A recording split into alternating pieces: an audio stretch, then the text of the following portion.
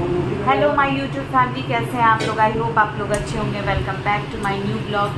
तो हम 3-4 दिन से कोई ब्लॉग नहीं बनाए। लाइट भी आया, उस दिन भी मेरा बहुत काफ़ी ज़्यादा तबीयत ख़राब था, लेकिन हो सकता है 3-4 दिन थोड़ा लेट आए ब्लॉग्स। तो आप लोग बहुत मैनेज कर रहे हैं, थैंक यू, उसके लिए बहुत सारा थैंक यू। फिर हम जा रहे थे खाना खाने के लिए। देखिए खाना में यही बना, मेरे लिए पनीर है और मेरी बेटी खा रही मशरूम, क्योंकि हम नहीं खा रहे हैं ना। और मेरा तबीयत, हमको बहुत एलर्जी बहुत हो रहा है। अब मेरे हस्बैंड देखिए क्या कर रहे हैं, रोटी बना रहे हैं। तो बहुत हमको एलर्जी हो रहा है, किसी चीज़ से नहीं खा रहे, कुछ नहीं कर रहे हैं। फिर भी मेरा तबीयत भी 4-5 दिन से ठीक नहीं है। फीवर आ रहा है, बार बार ठंड लग रहा है, सही नहीं है, कुछ भी सही नहीं चल रहा है। फिर सब कुछ बहुत बुरा जैसा, बहुत अजीब लग रहा है, हम क्या ही एक्सप्लेन करें। और हम एक वीडियो बनाए हैं, अपलोड किए हैं, आप लोग ज़रूर देखिएगा कि क्या समस्या से हम गुजरे और अभी मेरा मेंटल स्टेटस है, क्या हम सोच रहे हैं, क्या बहुत कुछ हो रहा है मेरी लाइफ में जो बहुत बुरा है, अच्छा नहीं लगता है। लेकिन फिर भी हमको लगा आप लोग से शेयर करना चाहिए, तो वीडियो आ जाएगा, आप देखिएगा ज़रूर। बस यही अच्छा है खाने के लिए, क्योंकि काफ़ी टाइम हो गया है, अच्छा नहीं है। लेकिन फिर भी मेडिसिन खाना तो वो खाना पड़ेगा, सारे खाना खाने के लिए। फिर खाना खा के जो भी होगा मेरा रूटीन हम आपसे शेयर करेंगे। देखिए लड़की को, फ़ैन बंद करिए लड़की, नहीं तो मेरे फ़ोन में आवाज़ नहीं आएगा। तो मेरे हस्बैंड चले गए फ्रेंड्स, फ़ैन बंद कर दिए, चले गए ये ड्यूटी। उस समय लाइट नहीं था हम लोग का, दोपहर में जो लाइट गया अभी आया, लाइट नहीं था। बस खाना वाना बन गया, जा रहे हैं, साफ़ सफाई बाकी है, नहीं किया, हो गया है शाम। देखिए बहुत शाम हो गया, अब बाल भी हम नहीं करेंगे कि हम जा रहे करेंगे। मेरा कुछ भी मन नहीं कर रहा करने का। पता नहीं कल वाला वीडियो देख के आप लोग को क्या समझ में आएगा, क्या सोचोगे, यही हम सोच रहे हैं। खैर कोई नहीं, बस बहुत पता नहीं, थोड़ा दिमाग ज़्यादा अपसेट हो जा रहा है, कुछ काम नहीं कर रहा है दिमाग, कुछ समझ ही नहीं आ रहा है हमको। तो बस इसीलिए अब जा रहे काम वाम करते तो आपको दिखाते हैं। तो फ्रेंड्स ये मोटर का आवाज़ इग्नोर कीजिएगा, क्योंकि यहाँ दिन भर ऐसे ही मोटर चलते रहता है। सारा दिन लाइट भी नहीं था, इसलिए आज ये मोटर अभी तक चल रहा है। तो प्लीज़ इसको इग्नोर कीजिएगा। और हम जो बात बोल रहे हैं बहुत ही ज़्यादा इम्पॉर्टेंट है, हर किडनी पेशेंट के लिए तो बहुत ही इम्पॉर्टेंट है। तो प्लीज़ आप लोग इसको एकदम अच्छे से सुनिए, शायद आप लोग के काम आ जाए। तो हमसे बहुत सारा क्वेश्चन आप लोग फ़ोन करके कमेंट करके पूछते हैं डायलिसिस के लिए। तो एक बात आपको हम बोल देना चाहते हैं कि अगर डॉक्टर बोलता है कि आपको डायलिसिस कराना है, तो दैट मीन्स वो एकदम इम्पॉर्टेंट है आपको डायलिसिस कराना। तो प्लीज़ वो बात को इग्नोर मत करिए, डायलिसिस कराना इम्पॉर्टेंट है।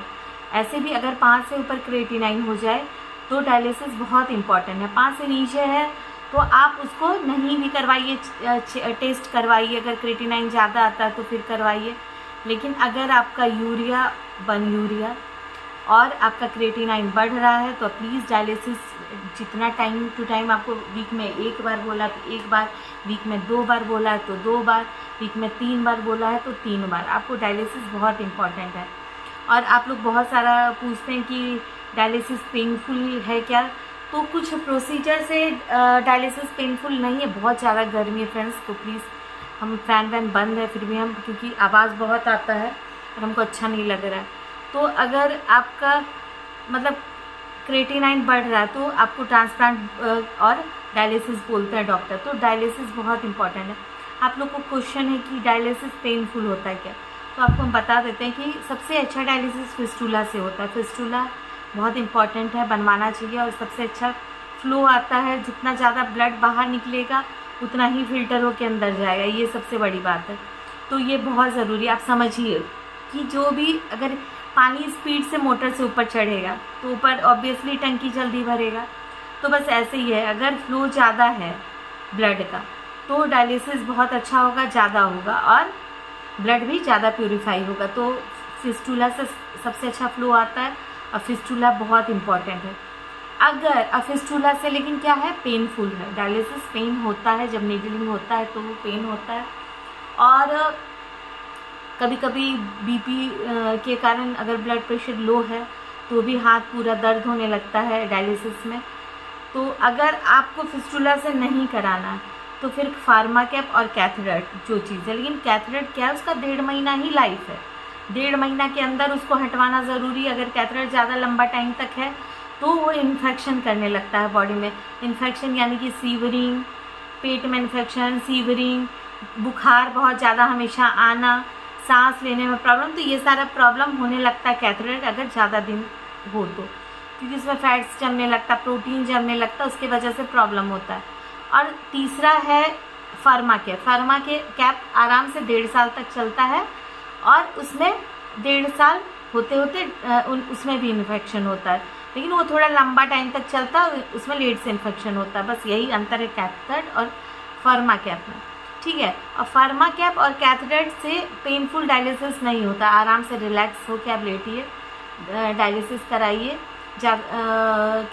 फार्मा कैप में भी तो थोड़ा मूवमेंट से और कैथरेट से भी आप करवट ले रहे हैं तो उतना फ़र्क नहीं पड़ता है, लेकिन फिस्टूला वाला में आपको स्टेबल होके मतलब एक ही पोर्शन में लेट के आपको 4 घंटा डायलिसिस कराना होता है।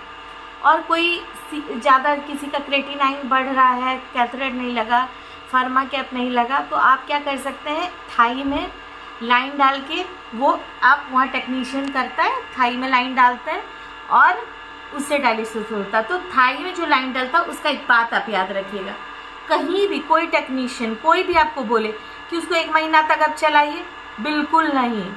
थाई में जो लाइन डाला है वो आप 3 दिन से ज़्यादा मत रखिएगा, 3 दिन से ज़्यादा बिल्कुल मत रखिएगा, क्योंकि अगर वो ज़्यादा लंबा टाइम तक पैर में रहा थाई में तो आपका पैर ख़राब कर देगा, आपको चलने लायक नहीं छोड़ेगा। इसलिए उससे 3 ही दिन उसका लाइफ होता है, उससे ज़्यादा आपको कोई कितना भी बोले तो प्लीज़ आप उसको मत रखिएगा। तो ये तो है डायलिसिस, और कितना इम्पोर्टेंट ये भी बता और कैसे होता है ये भी बता, ठीक है। तो अब बात करते हैं पोटेशियम। अगर पोटेशियम ज़्यादा आ रहा है आपका, ठीक है, 5.5 प्लस है, 5.2 प्लस है, तो 5.2 प्लस है तो आप कम से कम 20 मिनट आप पोटेशियम ज़रूर लगवाइए, पोटेशियम फ्री ज़रूर करवाइए। अगर ज़्यादा है तो कम से कम 1 घंटा डायलिसिस में आप पोटेशियम फ्री लगवाइए, समझे। कितना भी टेक्नीशियन को महंगा पड़ता है वो मना करेंगे, लेकिन आपको पोटेशियम फ्री करवाना है, क्योंकि पोटेशियम जो है वो हम लोग का ब्लड जो पल्स चलती है उस पल्स रेट को, हार्ट बीट को मैनेज करती है, मेंटेन करती है, ठीक है। तो वो बहुत ज़रूरी है पोटेशियम का एक नॉर्मलाइज होके रहना, ना कम होना चाहिए पोटेशियम, ना ज़्यादा होना चाहिए। तो ये बात याद रखिएगा, पोटेशियम बहुत इंपॉर्टेंट चीज़ रोल करता है ब्लड फ्लो में। तो आप एक काम कीजिए, पोटेशियम ज़्यादा है तो पोटेशियम फ्री लगवाइए, ये है एक बात, ठीक है। और डायलिसिस आप लोग बार बार देखिए, अगर आपका क्रेटिनाइन बढ़ रहा है, आप 1-2 बार डायलिसिस कराए, सोच रहे कि उससे अब नॉर्मल हो गए, नहीं, वो नॉर्मल हुए उतना टाइम तक फिर आप खाइएगा पीजिएगा, आपका क्रेटिनाइन बढ़ेगा, तो आप डायलिसिस को स्किप मत कीजिए। जो टाइम में आपको डायलिसिस कराना है, जो भी टाइम आपका शेड्यूल फिक्स है, उसमें आप अपना डायलिसिस कंटिन्यूसली करवाइए, डायलिसिस स्किप मत करिएगा। मेडिसिन एक दिन स्किप हो गया कोई बात नहीं, लेकिन डायलिसिस स्किप नहीं होना चाहिए। एक बात आप जान लीजिए कि जो किडनी पेशेंट होता है उसके लिए डायलिसिस बहुत इंपॉर्टेंट चीज़ है, उसको जिंदा रखने के लिए। तो ये बात रखिए, याद रखिए, डायलिसिस नहीं होगा तो आपका ज़्यादा दिन तक बच पाना भी मुश्किल है। अगर डायलिसिस टाइम टू टाइम हो रहा है तो फिर आपको कुछ प्रॉब्लम नहीं होगा बहुत सारा। और जो मतलब जिनका नहीं हो सकता ट्रांसप्लांट, उनके लिए नहीं, लेकिन जिनका ट्रांसप्लांट हो सकता है तो आप डायलिसिस के साथ ट्रांसप्लांट प्रोसीजर भी चालू रखिए, और ट्रांसप्लांट जितना जल्दी हो सके उतना जल्दी से जल्दी करवाइए। बस ये एक इम्पॉर्टेंट चीज़ था, आप लोग बहुत कमेंट करते हैं, इसलिए ये हमको लगा कि बताना चाहिए, इसलिए हम बताएं। अब यहीं हम वीडियो एंड करते हैं फ्रेंड्स। आप लोग से बस विनती है कि मेरा बहुत सपोर्ट कीजिए ताकि हम और लोग का हेल्प कर पाएँ, और प्लीज़ मेरे वीडियो को ज़्यादा से ज़्यादा शेयर कीजिएगा, और अपना बहुत सारा ख्याल रखिए। तब तक के लिए बाय फ्रेंड्स, गुड नाइट।